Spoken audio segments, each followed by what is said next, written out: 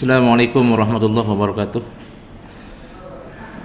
Bismillah walhamdulillah wassalatu wassalamu ala rasulillah Sayyidina Muhammad ibn Abdullah wa ala alihi wa ashabihi wa mawala wa la hawla wa la quwata illa billah.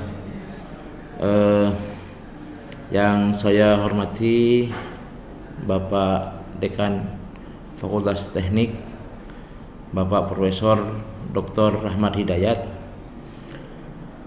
Yang saya hormati Wadek Wakil Dekan 2 Bapak Ahmad Yasid, dan Bapak Wadek 3 Bapak Ahmad Johari,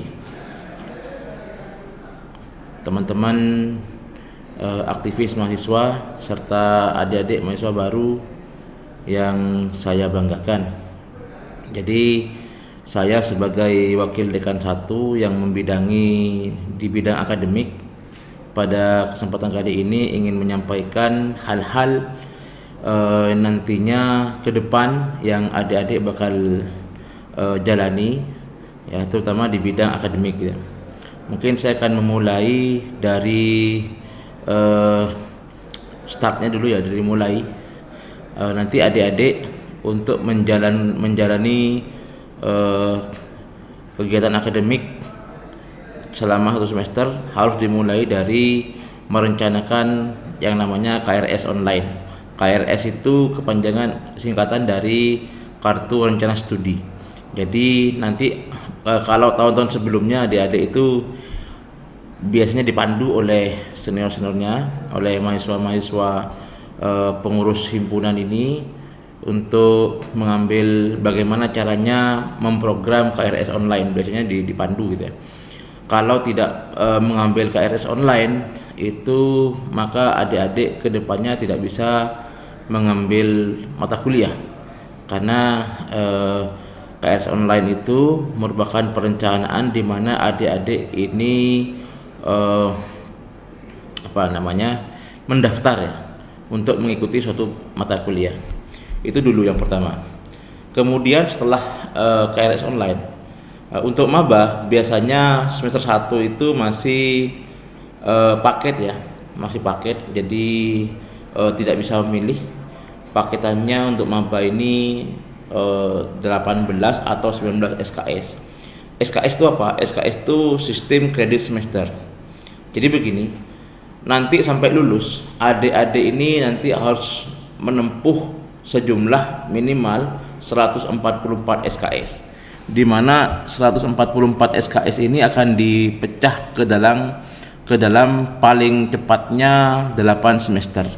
Jadi per semesternya itu isi paketan SKS-nya dari 18 SKS sampai kira-kira 20 sampai 21 SKS. Jadi nanti ada ketentuan semester 2 berapa SKS yang adik-adik ambil semester 2 tergantung nanti indeks prestasi yang dicapai pada semester pertama. Jadi katakanlah 18 SKS yang pertama yang paket ini, adik-adik nanti akan ditempuh selama 1 semester, itu nilainya berapa? Katakanlah 18 SKS itu menjadi katakanlah ada sekitar 6 mata kuliah.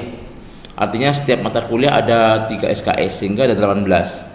Itu nilainya per setiap mata kuliah itu punya nilai A, B, C, D, bahkan E paling rendah. A itu merepresentasikan bahwa nilainya maksimal 4. Kalau B itu nilainya 3 poinnya, skornya. Kalau C skornya 2, kalau D itu skornya 1, kalau E itu 0 skornya. Sehingga jika katakanlah ada 6 mata kuliah, kemudian semuanya dapat A, berarti masing-masing skor 4, berarti 4 kalikan 18 SKS, nanti dibagi 18 sehingga 4, sehingga IP-nya atau indeks prestasinya atau raportnya per semester itu, ya, kalau di SMA dulu raport namanya, ini IP, indeks prestasi, itu nilainya 4. Nah, jika adik-adik mendapatkan IP semester, ya, IP semester itu nilainya 3 ke atas, maka adik-adik berhak mendapatkan, boleh mengambil 24 SKS di semester berikutnya.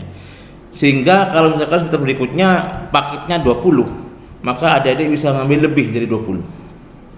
Bisa dibayangkan jika IP yang diperoleh oleh adik-adik per semesternya itu selalu di atas 3 ke atas, 3 ke atas, 3, bahkan sampai 4. Sehingga per semester bisa 24. Sehingga kalau itu terjadi seperti itu, maka bisa jadi adik-adik ini lulus sebelum 4 tahun. Bisa lulus 3,5 tahun sudah bisa lulus. Begitu ya. Ini ada SKS, ada IP. Kemudian dalam menempuh setiap mata kuliah itu dosennya beda-beda ya, dengan karakteristik yang juga berbeda-beda. Maka kemudian ada standar penilaian ya. Yang pertama yang harus diperhatikan ya, adik-adik harus masuk kuliah. Kuliah itu setiap mata kuliah itu jumlah tatap mukanya ada 16 tatap muka. 16 tatap muka itu totalnya 16, terdiri dari ya pertemuan materi itu sebanyak 14 tatap muka, 1 kali ujian tengah semester dan 1 kali ujian akhir semester ya, sehingga totalnya ada 16.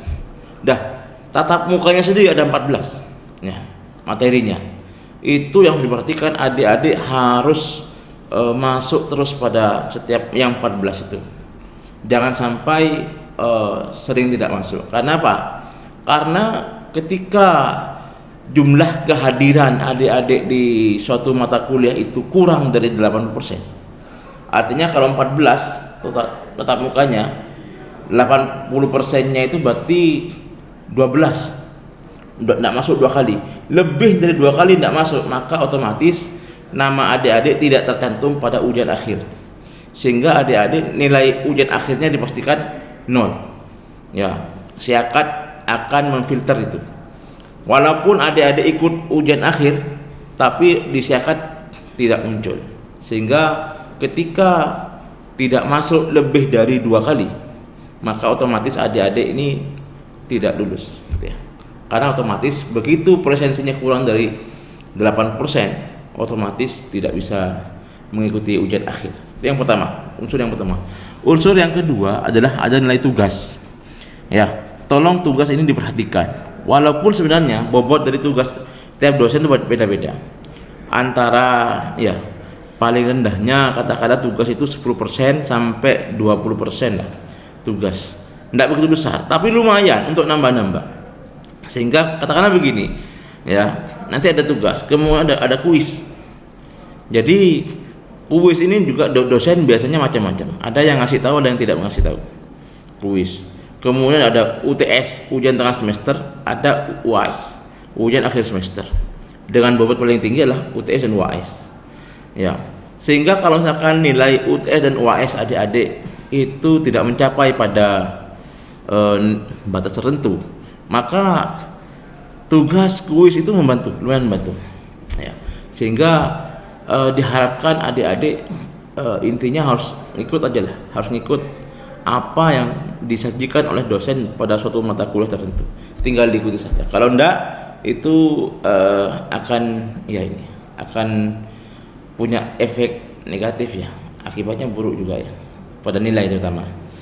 Nah, untuk berapa penilaiannya? Penilaiannya itu begini.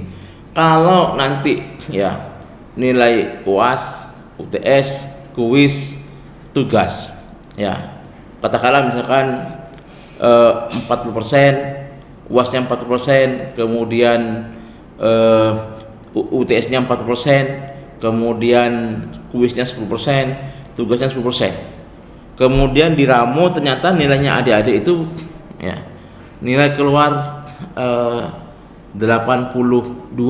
Dapat nilai apa? Maka standarnya begini. Untuk nilai A itu jika nilai totalnya itu 80 ke atas itu A. Kemudian antara 75 sampai 80 itu nilai B+ ya. Kemudian nilai 70 sampai 75 itu nilainya B. 65 sampai 70 itu nilainya C plus. Kemudian 60 sampai 65 itu C. 55 sampai 60 itu D plus. 50 sampai 55 itu D. Dan di bawah 50 itu nilainya adalah E, alias tidak lulus. Kalau D, ya, jadi D seperti apa? Kalau E sudah pasti tidak lulus.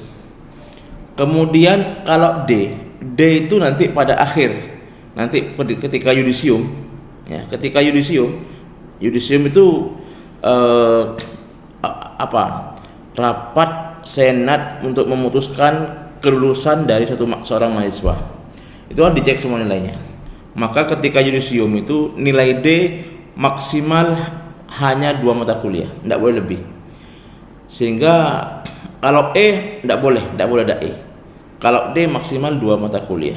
Dan itu tolong nanti adik-adik membaca di buku panduan akademiknya. Ya, itu seputar dari sistem akademik yang dijalankan di Universitas Trunojoyo ini. Kemudian terutama bagi adik-adik yang ikut atau termasuk dalam program bidik misi, tolong dijaga indeks prestasinya. Jadi ada IP semester, ada IP kumulatif atau IPS atau IPK. Kalau IPS itu adalah nilai indeks prestasi mahasiswa per semester yang dilalui. Berapa semester kemarin itu berapa? Itu nanti akan berakibat pada berikutnya ngambil berapa SKS-nya. Ya. Kemudian ada IP kumulatif. Jadi total. Katakanlah nanti adik-adik sudah semester 6 gitu ya. IP kumulatif itu begini.